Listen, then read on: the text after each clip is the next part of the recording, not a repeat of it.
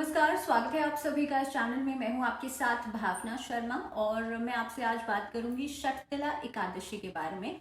षटतिला एकादशी का क्या महत्व है, क्यों इस दिन पूजा करनी चाहिए, खास विधि क्या है पूजा की, और षटतिला एकादशी वाले दिन तिल का क्या महत्व होता है। तो सबसे पहली चीज ये समझते हैं कि जो माघ मास में कृष्ण पक्ष की एकादशी तिथि होती है उसे षटतिला एकादशी कहा जाता है। भगवान विष्णु को ये तिथि समर्पित इसलिए है क्योंकि जो एकादशी तिथि है उसका जो जन्म हुआ था वो भगवान विष्णु के रोम छिद्रों से हुआ था। जिस समय पर आप जानते हैं कि कार्तिक के महीने के आसपास जब उत्पन्ना एकादशी पड़ती है उसी दिन एकादशी तिथि का जन्म हुआ था भगवान विष्णु के रोम छिद्रों से। इसीलिए कहा जाता है कि एकादशी तिथि पर भगवान विष्णु की पूजा श्रेष्ठ रहती है। अब हम इसे साइंटिफिकली भी समझेंगे कि क्यों एकादशी तिथि पर फास्टिंग करना, व्रत करना इतना महत्वपूर्ण है और भगवान विष्णु की ये पूजा क्यों। तो पहला सिग्निफिकेंस तो ये हो गया। दूसरी बात, जब भगवान विष्णु को पालनहार कहा जाता है, दैट मीन्स इस पूरी सृष्टि के जो पालनहार हैं, जो इस पूरी सृष्टि को चलाते हैं, वो भगवान विष्णु हैं। और भगवान विष्णु जो हैं वो एक ऐसी डिवाइन फोर्स उन्हें कहा जाता है जो कहीं ना कहीं पे आपके जीवन में जो प्रॉब्लम्स है उन्हें खत्म करते हैं। जुपिटर का संबंध हमारी कुंडली के अंदर भगवान विष्णु से जोड़ा जाता है, या हम बृहस्पति यानी कि जो बृहस्पति देव कहते हैं वो भी भगवान विष्णु का ही स्वरूप है। इसीलिए एकादशी तिथि पर भगवान विष्णु की पूजा श्रेष्ठ मानी जाती है, क्योंकि एकादशी तिथि का जो व्रत रखा जाता है वो खास तौर पे, इसको मैं खैर और डिटेल में बात करूंगी कि साइंटिफिकली क्या इंपॉर्टेंस है, लेकिन सबसे पहले हम अगर समय की तिथि की बात कर लें तो 7 फरवरी को इस बार एकादशी तिथि जो है, षटतिला एकादशी का व्रत जो है वो पड़ रहा है।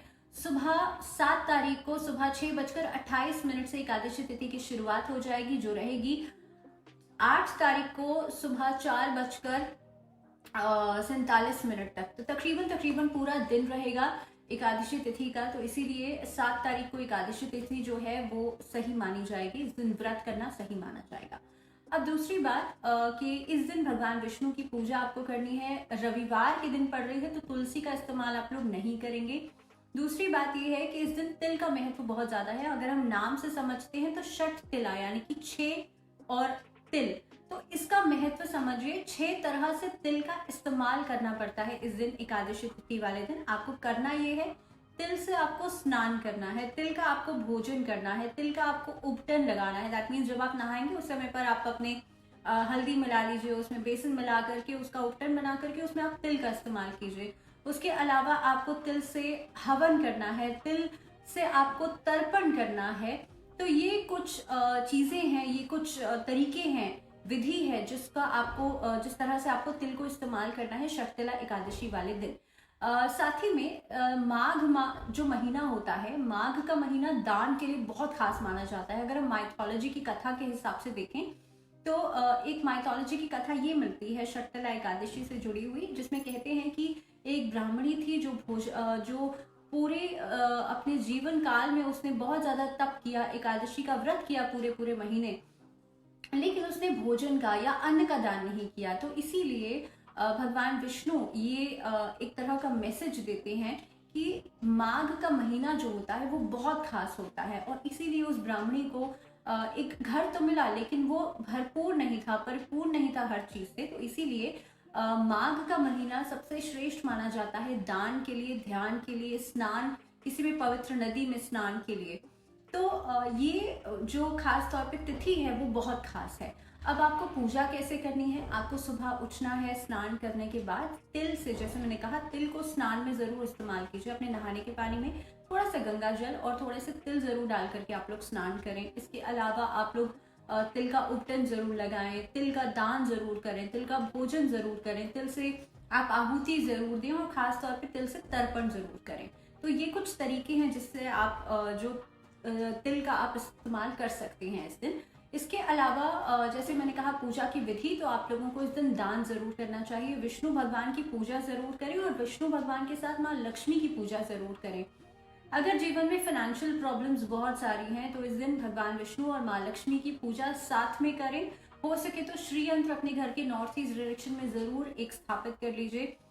और कोशिश कीजिएगा कि इस दिन आप इस मंत्र के साथ भगवान विष्णु और माँ लक्ष्मी की पूजा करें। ओम महालक्ष्मी च विद्महे विष्णु पत्नी च धीमहि तन्नो लक्ष्मी प्रचोदयात्। इसी के साथ साथ माँ लक्ष्मी के मंत्रों का जाप करना भी इस दिन बहुत श्रेष्ठ माना जाता है। और अब हम बात करते हैं कि साइंटिफिकली क्या इंपॉर्टेंस है। तो समझिए कि एकादशी तिथि जो होती है, मैं हमेशा कहती हूँ कि एकादशी तिथि पर व्रत रखना इंपॉर्टेंट क्यों है। और कहा जाता है कि पानी आपको नहीं पीना चाहिए, इस दिन निर्जल व्रत रखना चाहिए, और खास तौर पे इस दिन आपको चावल का सेवन नहीं करना चाहिए। हर चीज के पीछे साइंटिफिक इंपॉर्टेंस जरूर है। तो सबसे पहली चीज, एकादशी तिथि that means 11th day of the month. 11th day जो होता है, आप जानते हैं कि चंद्रमा जो है 15 दिन बढ़ता है और 15 दिन घटता है। अब इसका अगर कॉन्सेप्ट हम समझे तो पूर्णिमा तिथि जब आती है, दैट मीन्स 15th डे जो होता है, तो चंद्रमा जब अपने पूर्ण आकार में होता है तो धरती पर जो जल तत्व है उसको बहुत ज्यादा प्रभावित करता है। आप देखते हैं कि जब पूरा चांद होता है तो जो समुद्र है उसमें ज्वार भाटा आता है। इसी तरह से हमारी बॉडी जो है उसमें भी 72% वाटर है, और कहीं ना कहीं पे हमारी बॉडी का जो वाटर है वो भी इफेक्ट होता है। अब वो इफेक्ट होगा, दैट मीन्स मूड स्विंग्स आएंगे, क्योंकि वाटर मीन्स आपका इमोशंस।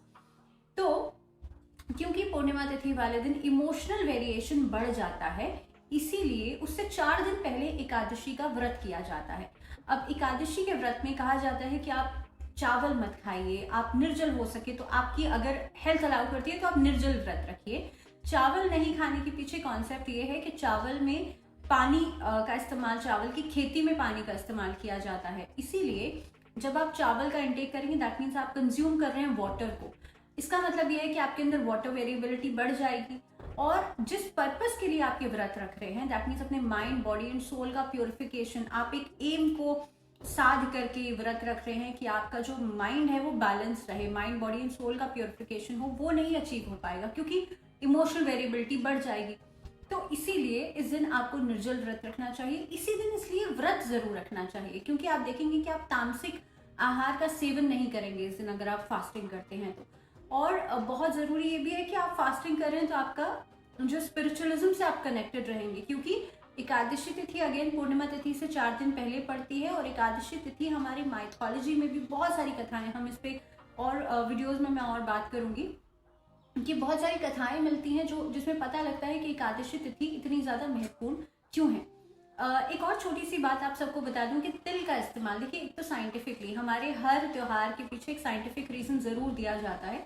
तो तिल का महत्व, तिल क्योंकि गर्म उसकी तासीर होती है, तो ये जो मौसम है ये इन्फेक्शंस का होता है। आप विंटर से आप समर सीजन में जा रहे होते हैं तो इन्फेक्शंस जो होते हैं उसके लिए आप बहुत ज्यादा प्रोन हो जाते हैं, इसीलिए तिल का सेवन आपको करने के लिए कहा जाता है। इस समय पर गुड़ का सेवन जरूर करना चाहिए। सो जनवरी टू मार्च तक का जो महीना है ना, ये वाला महीने में आपको तिल और गुड़ का सेवन करने के लिए कहा जाता है, लगभग फेब्रुवरी एंड तक।